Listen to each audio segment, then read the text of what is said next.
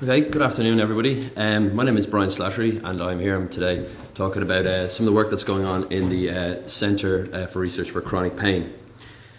Just a bit of the background behind it. The centre was founded in 2007 and has two directors, Professor David Finn and Dr. Brian Maguire. Both the centre crosses from pharmacology and psychology, and I'm here talking today really about the psychology aspect of things. In that side, there's three. I am one postdoc, but I suppose I'm a project manager, and there's two others there, and there's multiple research assistants and PhDs and so on. So it's a lively hub of research. And our main aim really is to design, lead, conduct a sustainable programme of high quality, internationally recognised research that will ultimately lead to improved patient outcomes and better models of health service delivery. And I think maybe I'll come back to that point in a couple of minutes.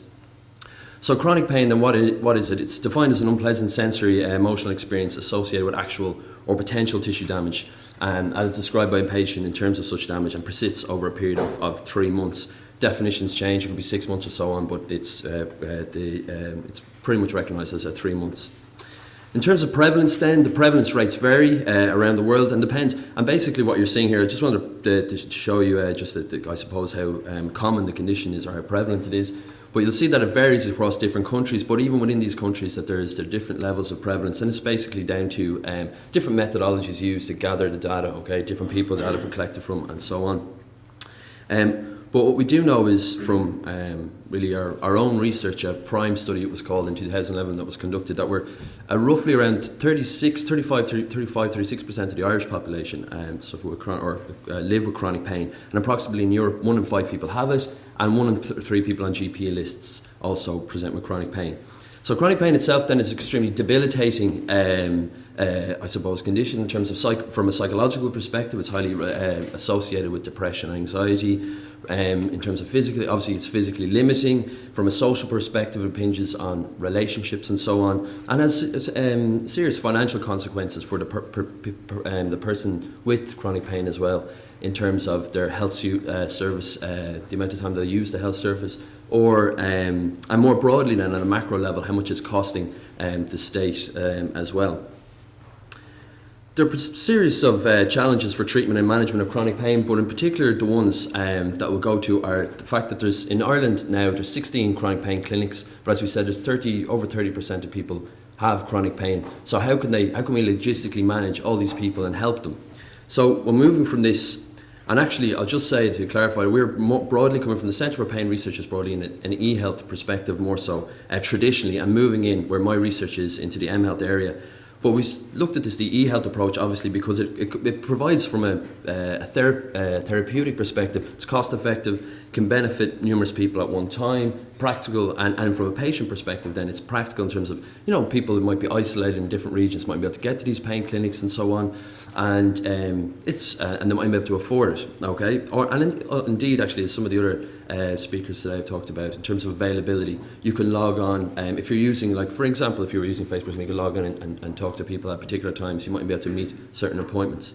So it's a solution really to improving the delivery, the uptake and adherence of psychological treatment. So in our centre at the moment, there's a couple of there's numerous projects that are ongoing, but a couple of more recent ones, or ones that are going right now, is the evaluating the clinical and cost effectiveness of an ACT programme. So ACT, for those of you who don't know, is an acceptance and commitment.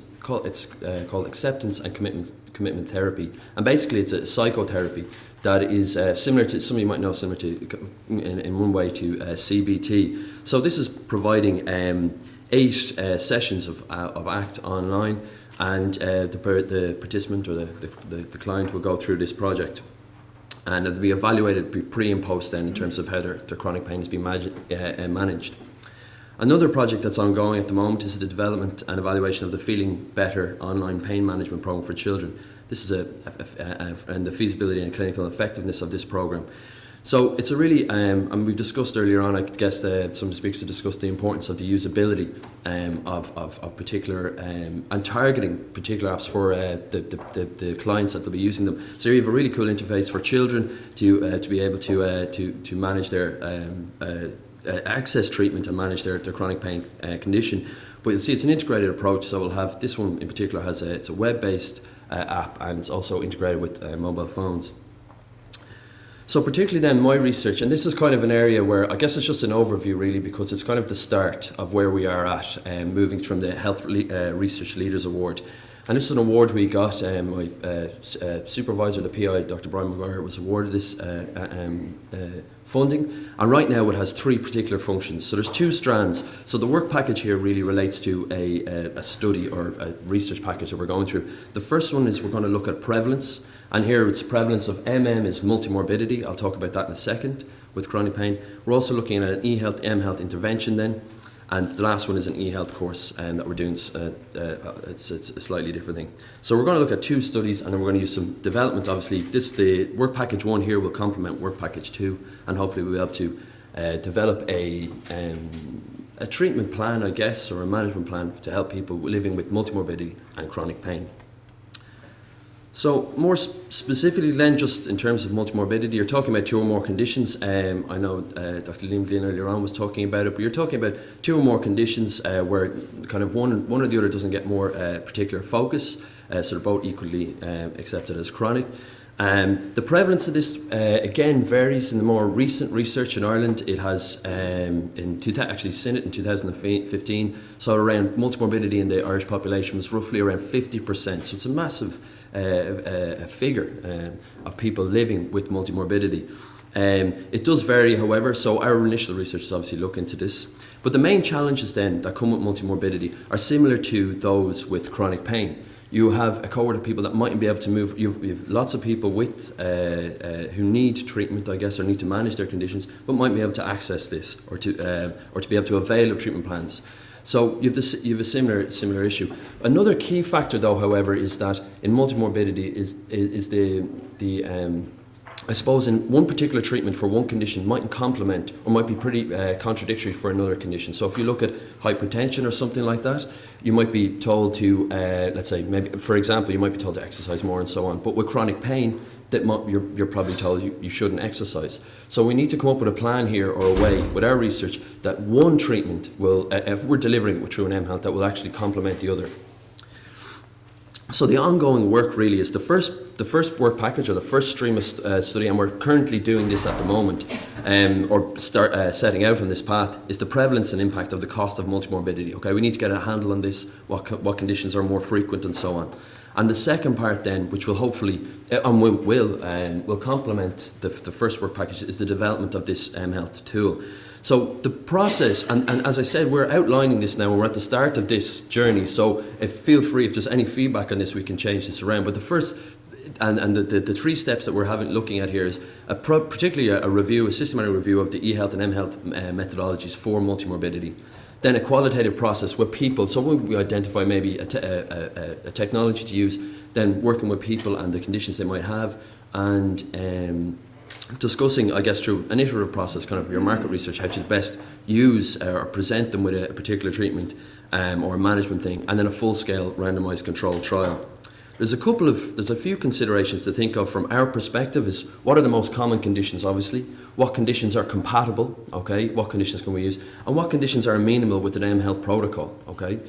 The Global Observatory on mHealth category